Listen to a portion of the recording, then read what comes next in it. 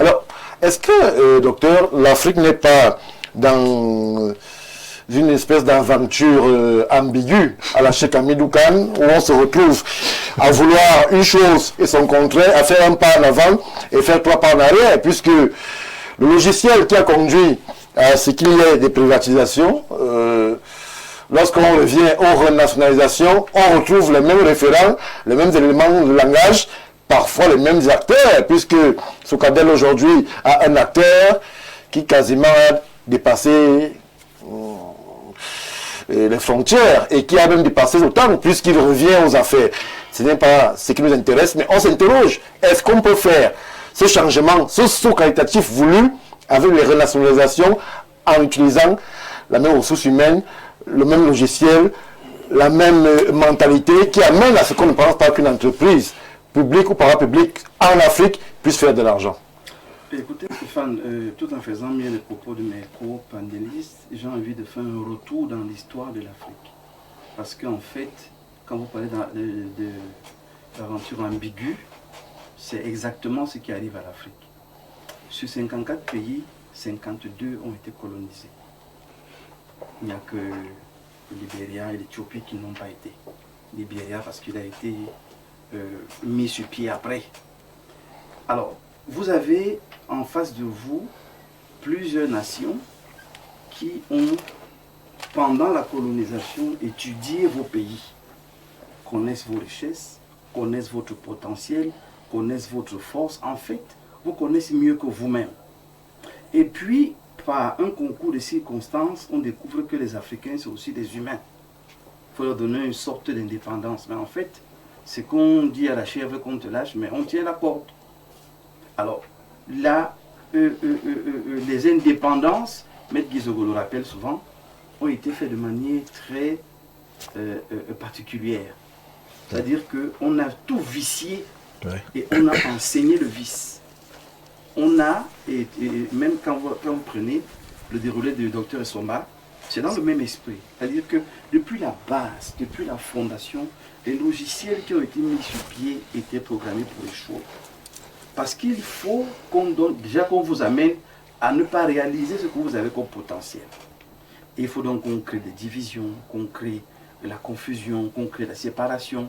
Même la création des castes sociales, c'est un programme. Il faut fabriquer certaines personnes au détriment des autres. Bref, il faut créer un climat délétère dans la nation. Alors, à ce niveau, docteur, est-ce que ce n'est pas des excuses faciles? Est-ce que ces référentiels n'existent pas à Singapour, en Corée, en Chine, où justement on a eu aussi ce mauvais départ, mais on s'est ressaisi? Qu'est-ce qui empêche à ce qu'un manager arrive et mette sur pied une technique de gestion qui permette, tout en sauvant le social, qu'on puisse être un peu performant? On ne va pas faire de la publicité, mais même au Cameroun, même au Gabon à côté, on voit des entreprises qui parviennent à juguler ces deux aspects, le social et la performance. Juste un mot, ce qui empêche ces managers, c'est parce que la plupart du temps, ceux-là ne sont pas des griots. Bon. C'est vous qui le dites, alors essentiel. Le deuxième chiffre que je veux convoquer ici, c'est la question de la monnaie. Sur les 54 États, 40 ont réussi à s'affranchir. Donc l'Afrique sort quand même de loin. C'est-à-dire qu'il reste 14, notamment notre zone, c'est l'UEMOA et la CEMAC, qui restent dans le giron de l'esclavage monétaire. Oui. Mais quand vous voulez la performance, et tout ce que vous avez convoqué, ce n'est que ceux-là qui ont cette liberté économique et monétaire, voilà. Une liberté de penser, de réfléchir et de mettre sur pied des politiques. Parce que Stéphane, j'insiste là-dessus. Celui qui tient votre bourse vous oriente comme il veut. Parce que vous avez beau être un manager brillant, avec un projet intéressant. Quand vous le posez sur la table, celui qui tient la bourse doit le valider. Donc vous n'avez pas la liberté opérationnelle. Et nous sommes dans ce cas de figure. L'Afrique sort de loin, l'Afrique sort de beaucoup de tourments, mais aujourd'hui l'Afrique est en train de réaliser qu'il y a beaucoup de tares, qu'il y a beaucoup d'avatars. Et c'est pour ça que nous sommes sur un plateau comme celui-ci, pour pouvoir construire dans non seulement le mental des Africains, mais aussi des dirigeants et des potentiels dirigeants. Alors, docteur Mbok, la nouvelle logique. Sur ce plateau de Ouro Africa, les plateformes nous l'enseignent, que nous sommes éminemment suivis, surtout au Gabon. Oui. Est-ce que le déroulé que nous mettons à la disposition de nos frères africains n'est pas un déroulé de paresse, excusez-moi pour l'expression, puisque on construit un mental, on sort de loin.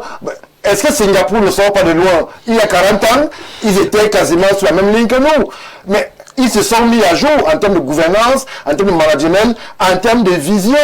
Mais nous avons des managers qui sont comme ils sont. On va pas leur... C'est difficile d'évoquer ce sujet sans se poser la question de la prise de conscience africaine. Est-ce que nous avons pris conscience des enjeux et des défis qui sont les nôtres, Dr Mbok? Le docteur Essomba a convoqué la vérité à dire au peuple, aux populations, à ceux qui nous écoutent. Les modèles que vous convoquez, c'est des modèles qui ont trouvé une méthode de communication interne pour booster le mental de leur peuple parce qu'on allait quelque part. Tout à l'heure, Manson a parlé de la vision. La vision commence par là. Voilà d'où nous sortons. Voilà quels sont nos défis. Voilà quels sont nos obstacles. Et voilà comment nous pouvons travailler pour les surmonter. Aujourd'hui, en Afrique, nous sommes à la phase de travailler à surmonter nos défis. Mais il faut les identifier. Il faut pouvoir les pointer du doigt. Le premier défi, c'est que quand vous parlez de nationalisation ou renationalisation, quand les fondations même de ce concept sont biaisées, vous n'allez arriver à rien. C'est clair. C'est donc là que je dis que l'Afrique, notre génération, est intéressante dans la mesure où nous n'avons plus les yeux fermés. Nous savons que vous créez une société, mais vous tenez notre économie. C'est pour qu'on fasse quoi? Mais maintenant, si on cherche le plan B, ça ne doit pas être un plan de copinage, ça ne doit pas être un plan de facilité ou de mensonge, c'est un plan de vérité. Prenons par exemple, oui. Nous avons des entreprises au Cameroun, vous les connaissez tous sur ce plateau, qui quasiment sont des morts-nés ou des nés-morts. Mettez-y le véridique que vous voulez. Mais lorsque dans un pays, l'État... Je ne sais pas comment on peut expliquer ça. Les entreprises sont quasiment sous oxygène permanent. On ne va pas les citer, on les connaît. Mais qu'est-ce qu'on fait? C'est-à-dire, on renationalise. On a évoqué Cameco, on a évoqué Neo et autres. On amène des managers internationaux. On l'a même vu à la Camer, il y avait des expatriés qui sont arrivés, mais qui sont repartis eux aussi. Sans résultat. Qu'est-ce qu'on fait? Puisque la question spirituelle, comme certains évoquent, la question technique, semble avoir dépassé tout le monde. Qu'est-ce qu'on fait? Mais Stéphane, la question n'a pas dépassé tout le monde. C'est parce qu'on refuse de se dire la vérité en face. Tout simplement. On veut trouver des termes polis, polissés, pour ressembler aux autres. J'ai dit, quand vous dites que vous m'avez vendu la chèvre, et vous continuez à tenir la corde, la chèvre avec, vous ne me l'avez pas vendu. Parce que ne me dites pas que nos gouvernants ne réfléchissent pas. Ils savent très bien qu'ils sont pris dans un piège. Ils ne peuvent pas fermer certaines sociétés parce qu'ils sont tenus quelque part. Ils savent que c'est des gouffres à sous. Mais puisque c'est un montage qui est savamment pensé, savamment structuré, vous pensez qu'un président, que ce soit du Cameroun, du Gabon ou du Tchad, serait content de voir une société d'État crier faillite chaque année, déficit de 2 milliards, déficit de 5 milliards, de 15 milliards, mais l'année d'après, on se bat pour trouver l'argent et repartir. Il y a une entourloupe quelque part qu'on ne nous dit pas. Mais nous ne sommes pas dupes, on voit qu'il y a un problème fondamental. Ouais. Il faut donc dire que nos chefs d'État, étape par étape, ont réussi à casser quelque chose, à changer quelque chose. Vous avez l'impression? Oui, c'est une lutte de longue haleine. J'ai l'impression tout simplement parce que même quand les sociétés étrangères arrivent chez nous, prenons les multinationales comme MTN et autres, il y a quand même un type de service. C'est pas optimum, mais il y a quand même un type de service que les populations peuvent avoir. Contrairement... Oui, on a aussi vu certains arriver comme Actis, via Neo et tout. On a vu un service médiocre, un cahier de charges non respecté, sans que l'État ne dise rien. Stéphane, ce n'est pas que l'État ne dit rien. L'État ne peut que dire ce qui est au niveau de son contrôle. Puisque le docteur Essomba sur le plateau a élevé un certain nombre de faits en termes de l'infrastructure. La la mise à jour de l'infrastructure qui avait été promise par le groupe Actis, par exemple, pour ce qui concerne l'énergie au Cameroun, ça n'a jamais été respecté. Et l'État a subi cela jusqu'à la rupture du contrat. J'ai envie de parler d'une manière tellement simple que la grand-mère qui est au village m'écoute et me comprenne. Quand vous ne tenez pas votre monnaie, en français facile, si Timothée Somba veut vous envoyer 1000 francs et il passe par moi, et je me souviens que tu me dois même 500 quelque part, où je décrète que je retienne 500, je vais t'envoyer 500. Tu auras beau crier sur Timothée Somba, lui il aura envoyé effectivement ces 1000 francs, mais tu auras eu 500 parce qu'il y a un payage très compliqué qu'il faut qu'on puisse gérer. Pourquoi on ne dit pas ça de manière aussi simple? Pourquoi on veut essayer d'embellir la chose? Jean-Maurice Mbok, nous devons à qui était la nature, la hauteur de cette dette? Actis, fonds américains. Quand vous voulez envoyer l'argent au Cameroun, vous passez par la France. Il faut dire ça en chinois. Non. Aussi simple que Vous ça. passez par la France. Qu'est-ce que la France libère? C'est là notre question. Stéphane, aujourd'hui, je suis en train, et j'ai pris la peine de vous dire que des 54 nations, 40 ont pu s'affranchir. Donc 40 de ces nations peuvent aujourd'hui être aisément la fierté africaine. Aller en Afrique de l'Est, aller même en Afrique de l'Ouest, aller dans certains pays en Afrique qui ont leur monnaie. Il y a une liberté de manœuvre, il y a une facilité de renationalisation et même de capacité de s'exporter. Alors, sur le Zimbabwe, où on paye du peu avec 2 boîtes d'argent. C'est pas vrai. S'il vous plaît, arrêtez pas l'image du Zimbabwe à ce niveau. Parce que quand ils ont mis sur pied leur monnaie et que ça ne fonctionnait pas, ils ont eu l'humilité de corriger cette affaire. Aujourd'hui, c'est le dollar qu'on utilise au Zimbabwe. Pas que, mais ils ont mis le dollar en avant, le temps de se restructurer, il faut reconnaître ça. Ce que je vais dire ce soir, Stéphane, en Afrique aujourd'hui, si on veut imiter le modèle chinois par exemple, il faudrait qu'on développe la facilité de se dire les choses comme elles sont. Dire qu'on doit se libérer de la colonisation monétaire n'est pas être ennemi de la France. Ce n'est pas comme si on a un problème contre eux. C'est simplement leur dire que ce que nous voulons faire, la façon que vous nous gérez là, elle ne nous convient pas. Il faudra encore trouver un autre moyen, une autre façon de procéder. J'insiste sur le fait que ceux qui nous ont colonisés savent exactement ce que nous avons, ont gardé à l'esprit qu'ils doivent exploiter ce que nous avons et font tout pour continuer à nous tenir. Il y a un projet qui est bien monté pour que les dirigeants ne soient pas performants.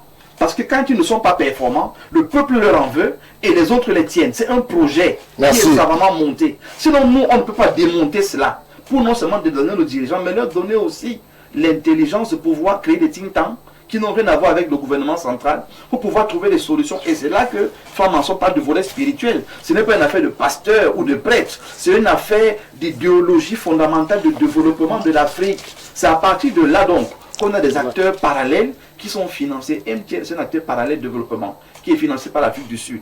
On peut citer d'autres concepts comme ça. Il faut des acteurs parallèles qui vont développer la nation en termes de produits, de production et de création d'emplois. C'est ce qui fait donc que progressivement, on va se libérer de cette corde-là qui ne fait que nous créer des problèmes.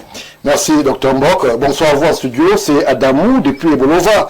Monsieur Somba a tout à fait raison, car tous ceux qui sont nommés travaillent au profit de celui qui les a récompensés eux-mêmes et non pour la population. Merci. Bonsoir Stéphane, j'aime bien le raisonnement du jeune aux lunettes. Vous avez répondu vous-même à la question que vous avez posée. Dr Mbok travaille avec un logiciel obsolète. C'est son de planifier. Le docteur dit une chose qui ne tient pas. Merci. Bon, j'espère que vous avez des propositions. Les Camerounais n'aiment pas la vérité. Les Camerounais n'aiment pas la vérité. Bonsoir Stéphane, ravi de la qualité de tes sujets. Malheureusement, les panélistes qui viennent chercher à se positionner, vous qui soumettez le sujet, vous n'êtes pas docteur. Non, non, moi je ne suis pas docteur, vraiment. Être docteur, c'est un parcours, vraiment. Je ne suis pas docteur. Pour dire à certains de vos panélistes que le doctorat ne fait pas de vous. Pourquoi cette fixation sur le doctorat, monsieur Jean Dakat? Donne ta participation. Donnez, contribuez. C'est la tribune panafricaine. Donnez, laissez les questions du doctorat. Oui, c'est un Camerounais. C'est un Camerounais. un Camerounais. Prenons plutôt une autre contribution. Bonsoir. La renationalisation de l'entreprise publique en Afrique devait servir l'intérêt général. Or, elle échoue souvent à cause d'une mauvaise gouvernance. Le principal problème est la nomination des managers non outillés. Nommer un sous-préfet comme DG de la Socadel, une société agro-industrielle, en est l'exemple parfait. Faute de compétences techniques et de vision économique, la structure s'enlise dans l'inefficacité. À cela s'ajoute le clientélisme et le népotisme. Les postes clés deviennent des récompenses politiques au lieu d'être basés sur le mérite. Résultat, déficit, mauvaise qualité de service et découragement des usagers. Sans professionnalisation et méritocratie, la renationalisation restera un échec. Merci à vous, Bertrand Obada.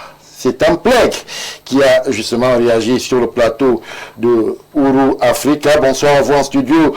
Le panel soulève une problématique essentielle. Toutefois, le véritable enjeu ne réside pas uniquement dans la renationalisation des entreprises stratégiques, mais dans la nature même de nos États. Tant que ceux-ci demeurent marqués par une faible souveraineté politique, économique et financière, toute renationalisation risque d'être un changement de propriétaire sans véritable changement de gouvernance. Tout simplement. En d'autres termes, une entreprise renationalisée par un État qui ne maîtrise ni ses choix stratégiques, ni ses ressources, ni ses leviers de décision ne produira pas les effets escomptés. La priorité est donc de construire des États réellement souverains, capables de définir et de défendre leurs intérêts sans souveraineté. La renationalisation sans souveraineté, la renationalisation restera largement symbolique. C'est M. Thierry Evina Mimbama qui a réagi. Ouais. Alors, René Dumfoum, on est là justement dans cette situation que j'aime bien rappeler, cette aventure ambiguë, où finalement on ne sait plus où on est, où est même sa position. Quelle est la position justement des entreprises africaines aujourd'hui? Est-ce qu'elles peuvent être compétitives avec les référents qui sont les leurs? Est-ce qu'elles peuvent justement remplacer celles internationales expatriées qui étaient là? Et comment est-ce qu'on peut arriver à construire des champions africains? Est-ce qu'il n'est pas question aujourd'hui qu'au dépend de Huawei, de Nestlé, de Samsung, de Mercedes, on puisse construire des champions et des entreprises référencées africaines capables justement de porter le développement du continent? Oui, et pour ça, il y a un modèle, le modèle chinois notamment, oui, et qui est un modèle, j'allais dire, plus que récent, mais disons les choses telles qu'elles sont réellement. C'est Deng Xiaoping qui est le père de la révolution économique chinoise qui disait que quelle que soit la couleur du chat, pourvu qu'il attrape la souris. Il attrape la souris. Oui. Donc il faut pouvoir arriver à ce type de pragmatisme-là. Moi, je vais tout de suite décliner ce que je suis sur le plan économique sur ce plateau. Moi, je suis d'essence libérale en matière d'économie. Parce que, dites-vous bien, je ne pense pas que l'État ait des outils nécessaires pour pouvoir caporaliser et être un facteur de production dans... Est-ce que ce n'est pas aussi une erreur stratégique d'ouvrir le marché à tout le monde, à des gens qui vont écraser notre faible tissu local? Lorsque, par exemple, dans l'alimentaire, vous ouvrez le marché, comme c'est le cas en Afrique, et qu'on se trouve avec des entreprises qui peuvent produire 3000, 4000 bouteilles de lait par jour, et que les locaux peuvent la faire 150, est-ce que ce n'est pas une erreur stratégique? Alors, vous parliez de la compétitivité tout à l'heure. Oui. Pourquoi est-ce que nous peinons à gérer nos industries ou nos grandes entreprises? Vous parliez tout à l'heure de la fêtière qui s'occupe de l'électricité au Cameroun. Le vrai problème, c'est que lorsque vous prenez le coût du kilowatt sur le marché international, parce qu'il y a un coût, vous allez vous rendre compte que les acteurs privés que vous allez intéresser ne sont pas nombreux. Pourquoi? Parce que l'État est obligé de faire dans le social, dans des pays tels les nôtres. Si par exemple à l'international le kilowatt coûte, je vais faire une projection, environ 1000 francs, il est difficile qu'au Cameroun on ait la même projection. Et donc l'État va revenir à des privatisations. Alors qu'est-ce qu'il faut? Puisque nous sommes, j'allais dire, à des subventions. Alors qu'est-ce qu'il faut puisque nous sommes en train de parler en tant qu'Africains sur... Oui, et qu'il faut construire des logiciels africains, des champions africains, des super entreprises africaines. Bon, c'est là où le panafricanisme doit pouvoir intervenir.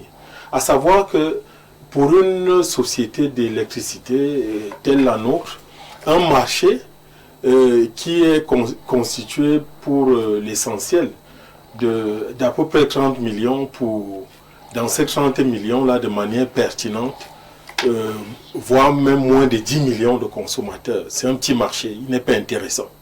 Alors il faut arriver à des concentrations un peu plus importantes.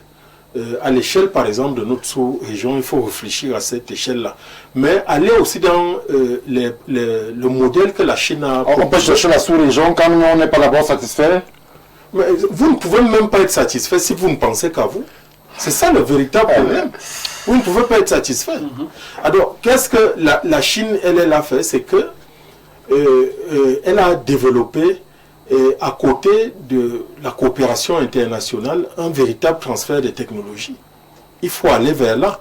Ce n'est que ce transfert de technologies-là, parce que nous avons le dividende technologique avec nous, qui peut nous permettre de construire à moindre coût, parce que cette technologie-là nous appartient, n'est-ce pas, qui peut nous permettre de construire, de bâtir les infrastructures à moindre coût et d'assurer le social dans ce que nous faisons, parce que nous ne pouvons pas faire sans. Si nous prenons uniquement les entreprises du CAC 40 ou bien des grandes places boursières internationales, eh bien, sans avoir la capacité technologique nous-mêmes de construire, ce sera un problème. Donc, il faut que l'Afrique se regroupe, si ce n'est elle-même, de manière à fonder un grand marché. Parce que dites-vous bien, quand la Chine construit, c'est 3 milliards, à peu près 400 millions d'individus, de potentiels consommateurs. Donc, ça peut permettre à une industrie d'être rentable. Mais chez nous ici, avec moins de 10 millions de consommateurs, une énergie qui est siphonnée, volée dans les quartiers. Volée pourquoi? Parce que les gens n'ont pas les moyens de payer. Les gens n'ont pas les moyens de payer. Et donc, l'actuel directeur général de cette société disait qu'il va d'abord combattre la fraude. Oui, il faut combattre la fraude. C'est le meilleur combat, c'est le choix pertinent qu'il faut mettre en avant.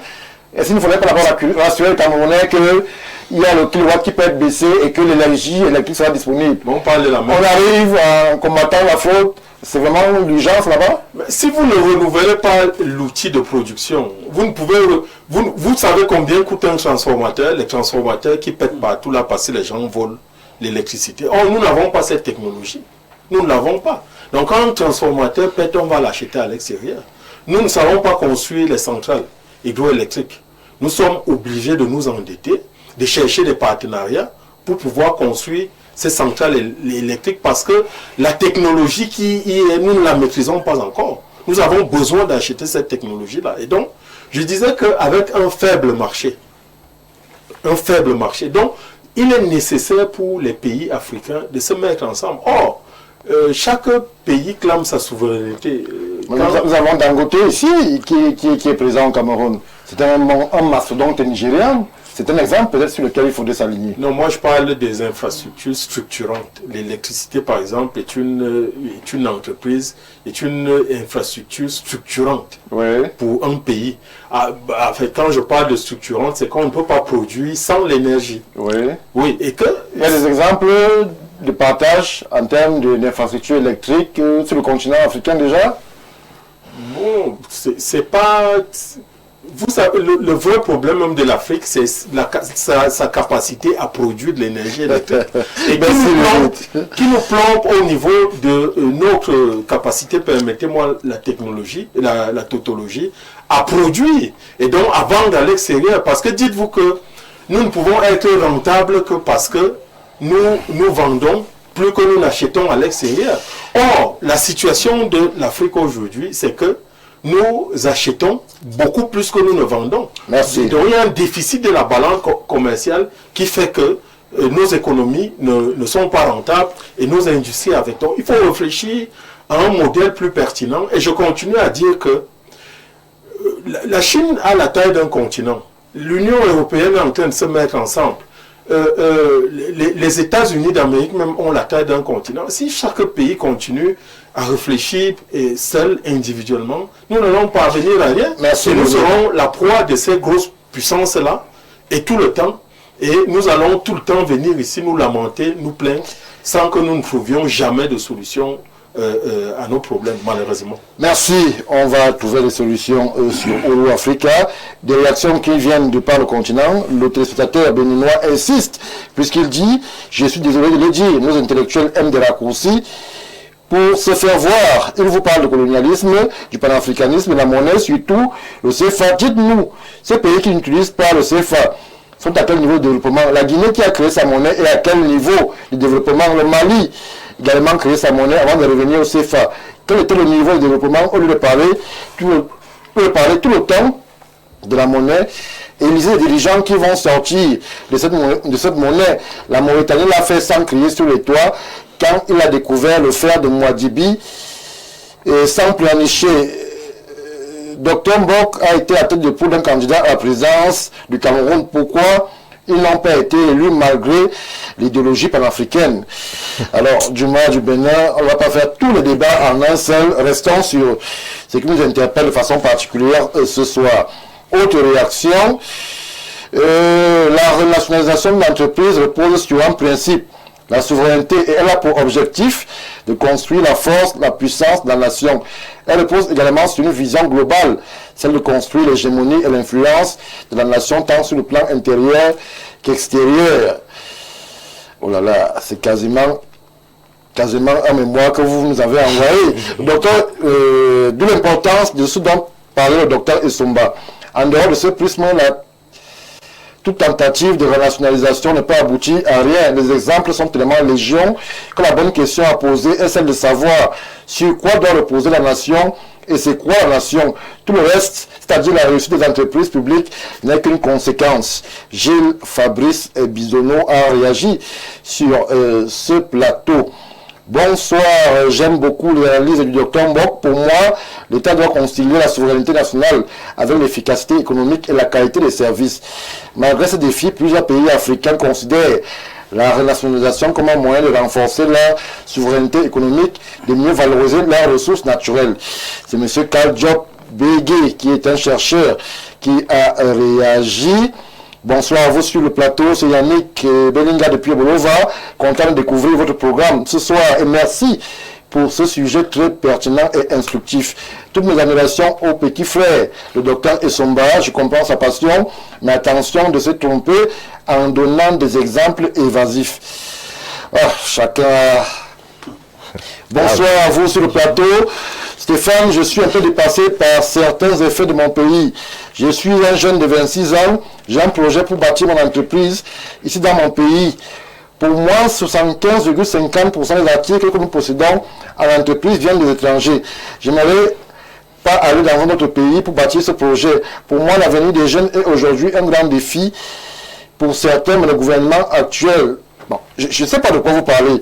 Je préfère que vous nous reveniez après. Alors, moi, je me tourne vers Maître Jean-Guy Zogo et je reviens sur l'aspect évoqué par Lionel Foum. Maître Zogo, est-ce qu'on peut se servir du panafricanisme dans un environnement extrêmement compétitif et concurrentiel qui est celui des marchés africains qui sont ouverts? Et c'est un malheur de le dire à toutes les influences exogènes. Je voudrais d'ores et déjà être péremptoire sur un fait. Le rappel des faits de la situation de l'Afrique n'est pas de la pleurniche. Les faits sont têtus. J'ai l'habitude de dire que nous devons connaître, nous devons nous donner les moyens de connaître d'hier pour mieux comprendre aujourd'hui afin de mieux construire demain. Le professeur Joseph Tchoundjian Pouni a été péremptoire. Une indépendance politique sans indépendance économique est une coquille vide. À la réalité, lorsqu'on parle de nationalisation, il y a un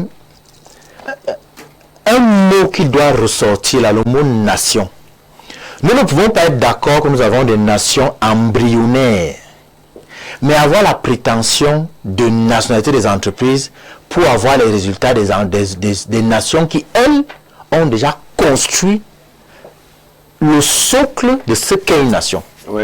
Parce que je suis toujours un peu amusé que l'on Et vous répondez quoi à Taïwan, par exemple? Justement, Taïwan, Vous répondez quoi au Qatar? c'est ça le Vous répondez problème. quoi à Singapour? Et c'est ça le malheur de l'Afrique, c'est que l'Afrique est comparée à des gens qui n'ont pas connu son histoire. Voilà. Vous connaissez l'histoire Je de Taïwan? suis désolé, Taïwan n'a pas connu l'esclavage. Je suis désolé, non, je suis désolé. L'Afrique, c'est l'esclavage arabo-musulman. 10 millions de morts. Faut arrêter ça. Ensuite, c'est l'esclavage transatlantique. Ensuite, c'est la colonisation. Maintenant, on vous donne des indépendances qu'on a tronquées avec des accords soi-disant de coopération. Oui, monsieur, ça établit un système. Je suis désolé. Ça, mais il faut prendre ça au sérieux. Parce que je prends l'exemple. Attendez. Je reste avec vous. On avance, ces gens nous Non, ce Ce n'est pas vrai. Ce n'est pas vrai. Ce n'est pas vrai. l'africanisme n'est pas une excuse pour masquer nos propres éléments et manquements. Le panafricanisme vrai que vous prônez, est-ce que ça ne rejoint pas la litanie d'excuses qui empêche véritablement aux Africains de s'assumer? Moi, j'ai pris l'exemple de Taïwan, de Singapour, qui il y a 50 ans était comme nous. Mais aujourd'hui, ils sont les premiers. C'est quand il y a 50 ans, Singapour n'était pas comme nous. Ce n'est pas vrai. Il y a 50 ans, la Chine n'était pas comme nous. Ce n'est pas vrai. Il faut arrêter de mentir aux Africains. Il y a un demi-siècle, aucun de ces pays n'était comme nous. Je suis désolé. Et c'est ça qui nous va. Vous dites qu'on sort de nulle part. On refuse de regarder. Il n'était pas comme nous. Ils n'étaient pas comme nous. C'est-à-dire? Ils avaient subi l'esclavage? Non. Ils avaient été colonisés comme nous? Non. Je suis désolé. Attendez, je voudrais qu'on se comprenne bien. Je voudrais qu'on se comprenne bien. Est-ce que vous savez Le que c'est les panafricanisme Chinois qui ont attends. construit le chemin de fer Ce n'est pas ça le problème. Ce n'est pas pratiquement esclavagisé. Ce n'est pas vrai. C'est vrai. C'est un fait. Ils ont été vendus aux Amériques. Alors l'essentiel, le temps va nous manquer. Alors à l'essentiel. Vous savez, tout à l'heure, il a dit que la Chine a la taille d'un continent. La Chine n'a pas la taille d'un continent. C'est l'Afrique qui a la taille d'un continent. C'est 18 fois le Cameroun. Oui, mais l'Afrique, c'est 30 millions de kilomètres carrés. Le problème, c'est que, et c'est un peu ça le malheur de la situation de l'Afrique, c'est que nous voulons absolument commencer à courir alors que nous n'avons pas appris à marcher. Il faut dire la vérité aux On marche Africains. pendant 100 ans. Il faut dire la vérité aux Africains. Stéphane Baga, on bâtit un pays sur la base d'un contrat social. Un pays comme le Cameroun n'en a pas. On n'a pas de contrat social. Il faut le dire aux Camerounais. Il faut le dire aux Africains. Je vous prends un exemple. Si vous parlez de souveraineté, quand on parle de nationaliser, ça veut dire qu'on défend sa souveraineté, non? Ok, vous êtes dans un pays qui est souverain, mais la carte nationale d'identité est fabriquée par une entreprise étrangère? Est-ce qu'on fait le débat? Justement, c'est pas que vous le voulez. Est-ce qu'on fait le problème? La difficulté que nous on a, nous les panafricanistes authentiques, la difficulté que nous avons, c'est que les gens veulent à la limite nous dicter les réponses. Nous on vous dit que là où nous sommes aujourd'hui là, nous avons une histoire atypique que nous devons d'abord accepter, comprendre. Nous devons tirer le son, nous devons prendre conscience de la relation de cause à effet. On n'est pas arrivé par hasard aujourd'hui là où nous sommes. On doit voir d'où nous venons. Et là où nous venons là, la Chine, Singapour, Taïwan, personne ne vient de là. Première chose. Deuxième chose. Eux, ils ont réussi, certes, à se libérer du carcan des infiltrations étrangères. Ce n'est pas notre cas. Ce n'est pas notre cas. Sur ce plateau, nous parlons français. On ne parle pas anglais en Chine. Ah, je suis désolé, on parle d'abord le mandarin. C'est la langue du commerce, la Non, je suis désolé. Oui, c'est la les langue Chinois du font le commerce en mandarin, ne font pas en anglais. Les Chinois font le commerce en mandarin. Là, on parle le mandarin. Alors l'essentiel, voilà quoi le propos. Le malheur de l'Africain, c'est ça en fait. C'est-à-dire que le pauvre Africain, au lieu d'accepter ce qu'il est, passe le temps à se comparer aux autres. Et a dit comme les autres font, moi aussi je... Oubliant que son histoire n'est pas celle des autres. Vous voulez nationaliser des entreprises publiques dans des pays où les nations sont encore embryonnaires? Vous êtes sérieux? Ou est-ce que vous avez des nations, des États qui sont des... Non, les États lilliputiens d'Afrique sont des fabricateurs. Merci. La solution, elle est simple. Oui, et la solution, c'est le panafricanisme authentique. Merci. C'est-à-dire la rupture idéologique et praxiologique avec l'ordre néocolonial établi. Merci. Docteur Somba, la question pourrait être la même. Permettez que je pose la question. La question que j'ai posée à Maître. C'est ça le film d'Ariane de Somba. C'est ça. Est-ce qu'on va être compétitif avec le logiciel que nous avons? Et je précise que ces acteurs politiques on peut l'être. Qui disent que non, il faut attendre encore un peu, on a des chaînes, on a ça, c'est parce que nous on cela. Est-ce que le monde d'aujourd'hui va nous attendre, docteur Somba, à l'heure où nous allons, à l'heure où il y a 50 000 ingénieurs par année en Chine? Est-ce que l'Afrique peut être compétitive? Nous on produit des docteurs en lettres modernes françaises. L'économie mondiale repose sur un seul facteur pour émerger. Il faut produire. Nos économies ont échoué parce que c'était des économies de rang. L'enjeu aujourd'hui, c'est la production. Et vous ne pouvez pas produire en ayant un modèle de gouvernance bureaucrate. Il faut un modèle de gouvernance compétitif. Qui a placé et on n'a pas besoin. C'est ce colon-là. Si vous n'avez pas la maîtrise de l'outil de production, vous ne pouvez pas produire. Romancée. Non. Comment tu dis que romancé? Nos États africains soient impotents. Ils ne peuvent rien faire parce que les questions de monnaie... Voilà. La Côte d'Ivoire utilise le CFA. Elle n'est nulle part, la Côte d'Ivoire n'est nulle part. 2000 milliards en 6 mois dans l'endettement. La Côte d'Ivoire est plus endettée que le Cameroun. Alors que la Côte d'Ivoire vient de mobiliser 48 000 milliards. C'est un pays qui utilise le CFA. Oui. Mais le logiciel de gouvernance endogène a réussi à dépasser nos avatars et nos tas internes. Tenez le cas de la CNPS. La CNPS était plombée par les lois de 2017.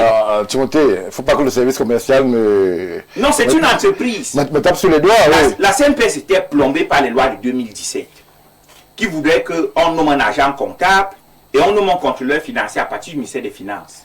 Le DG a excipé la convention CIPRES qui demande à tous les États membres de laisser les structures qui gèrent la sécurité sociale fonctionner uniquement sur la base de la convention CIPRES.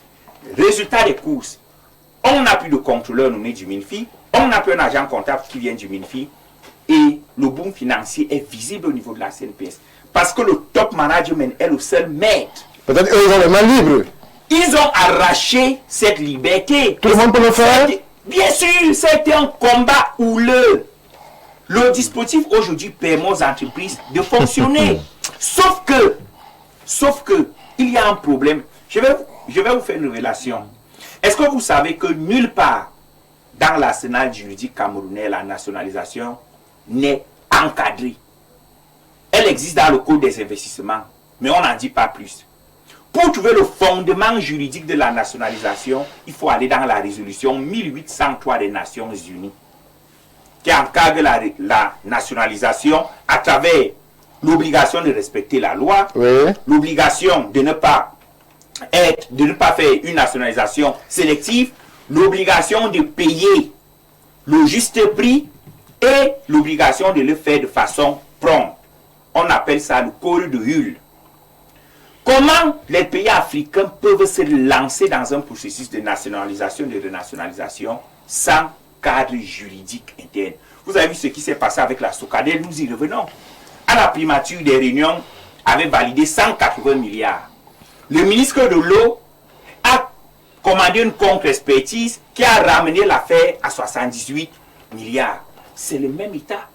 Comment est-ce possible que certains fonctionnaires à gauche étaient d'accord pour 180 milliards et d'autres fonctionnaires à droite ont réussi à descendre à 78 milliards? Défaut de cadre juridique. Si nous nous lançons dans le processus de quête de notre souveraineté, je suis d'accord, il faut respecter les défis. Oui. Le premier défi est un défi financier, parce que la nationalisation a un coût. Le deuxième défi est un défi réputationnel, parce qu'il ne faut pas donner l'impression aux investisseurs qui vont venir ici créer des entreprises ou prendre des entreprises et à un moment donné, on va les chasser. Sinon, on va perdre les investissements directs étrangers. Qu'il faut le rappeler. Alors, Timothée, en termes de défis, est-ce que le premier défi n'est pas ce qu'on vit sur ce plateau, avec toutes ces excuses qu'on veut bien nous faire intégrer et faire intégrer la population, on ne marche pas assez, on n'a pas couru assez vite, ceci, cela. Est-ce que ce n'est pas là le principal problème sur lequel il faut d'abord travailler, rendre l'Africain compétitif à la face du monde? En quoi est-ce que un journaliste norvégien serait mieux outillé que nous autres ici? C'est pas un barga. Je ne peux pas battre d'un revers de main les questions de souveraineté monétaire, Oui. les questions qu'ils ont développées. Elle justifie tout? Elles sont pour moi lointaines. Le problème est là. Tenez le cas de Camtel. Où est Blue Money que nous attendons depuis? Blue Money tarde à venir. Or, les pesanteurs ne sont pas des pesanteurs techniques. Ce sont des pesanteurs managériales. Vous voyez, vous vous rappelez que le directeur, elle va m'excuser, face à un journaliste, n'a pas pu répondre à la question de savoir pourquoi Camtel a plus d'effectifs qu'Orange et MTN mais produit des résultats inférieurs. Or, dans la vérité, Camtel n'a pas plus d'effectifs qu'Orange et MTN. Sauf que Orange et MTN fonctionnent avec le partenariat en sous-traitance. Parce que s'il faut être correct, Orange et MTN ont 6 fois plus d'effectifs que Camtel. Donc, le directeur général de Camtel a accepté qu'on lui dise qu'elle a trop d'effectifs, alors que c'est faux, elle n'a pas trop d'effectifs. Voilà le premier problème. Ça revient à la question du casting. Qui nomme-t-on? Là, je suis d'accord avec la réponse de mon frère Mbara, l'intervention de mon frère Mbara tout à l'heure. Qui nomme-t-on à la tête des structures des entreprises? Quels sont les profils? Tout ça se codifie. Le ministre des Finances, je vais sortir par là, a catégorisé les entreprises. Première catégorie, deuxième catégorie, troisième catégorie. À partir de là, on peut définir les job profiles. Oui. Il faut avoir exercé à une haute fonction peut-être 5 ans ou 10 ans pour être capacité à gérer une entreprise de première catégorie. Merci. Maintenant, Léonide va m'excuser qu'elle n'a pas de technologie. On ne peut pas dire qu'on n'a pas de technologie. On manque de technologie. EDC vient de construire le barrage de Lompanga avec l'usine de pieds qui produit 32 MW. C'est l'expertise camerounaise. Merci, docteur Thomas. Le problème est la vision. l'expertise On camerounaise. commence du sort par là. Ce n'est pas les On Camerounais qui ont commence. construit On ça. commence par la vision. C'est l'expertise Après la camerounaise. vision, il faut codifier. C'était Parce la- que sans les lois ou sans les bonnes lois, on ne va pas s'en sortir. Et là, on veille à les appliquer. Jean-Boris Mbok, avant que Franck Manson ne dise un mot, je vous donne 2 La minutes. population qui a construit Alors, le barrage. c'est C'est pas pas EDC. S'il vous plaît, on n'a plus le temps, on va se couper. Allez-y, Vous Jean-Maurice. savez, je vais simplement rappeler que ce soit la Constitution, que ce soit les premiers textes fondateurs des États colonisés, ces textes ont été rédigés par les colons. Voilà. Que ce soit la mise à pied des premières entreprises, de leur fonctionnement, elles étaient administrées par le colon. Oui. Voilà. Quand le colon s'en va, il laisse un modèle qui est inopérant. C'est clair. Et c'est ce modèle-là qu'on essaie d'embellir, d'arranger, de machin. De manière Aujourd'hui, structurelle. Stéphane, il est une chose de voir un appartement vide et estimer qu'il est l'appartement parfait. Et une autre d'y habiter et de découvrir les réels problèmes de l'appartement. De l'appartement. Le problème qu'on a au Sénégal aujourd'hui, c'est un message. Entre quand on est dehors Et quand on est arrive à dedans, l'intérieur. voilà. Il ne faudrait pas qu'on donne l'impression à ceux qui nous suivent que nos gouvernants sont des vauriens, sont des paresseux. Personne ne l'a dit sur ce plateau. Si, parce qu'on a parlé de la gouvernance, de la qualité des personnes. On a interrogé l'état d'esprit. L'état J'ai d'esprit. dit donc, La Stéphane, qualité de ressources je humaines dis donc, est un Stéphane, élément clé dans je la dis donc, performance. Ils ne peuvent rien faire malgré la bonne on commence volonté. par le commencement. Quand on prend un État, on le prend dans sa réalité de ses traités, de ses conventions et de ses ententes non dites. Voilà. L'Afrique noire a beaucoup de conventions que certains chefs d'État ne maîtrisent même pas avant d'entrer en fonction. Oui. Quand donc ils entrent en fonction, ils découvrent des réalités qui sont difficiles. La dette au Sénégal. Voilà. Et je veux donc simplement dire ici, Stéphane, qu'il faudrait qu'on parle aux gens en se disant que demain on peut être aux affaires. Et il ne faut pas qu'on soit de ceux qui racontent des histoires. Merci, Non, docteur. je peux pas. Non, le temps est achevé. Le temps est Quand on a achevé. les affaires en main, on change le logiciel, Oui. on tient compte des ressources, tout ce que vous voulez, mais on entre dans un cadre où on sait qu'on est en guerre. Voilà. On peut avoir des conflits qu'on ne maîtrise pas. Merci.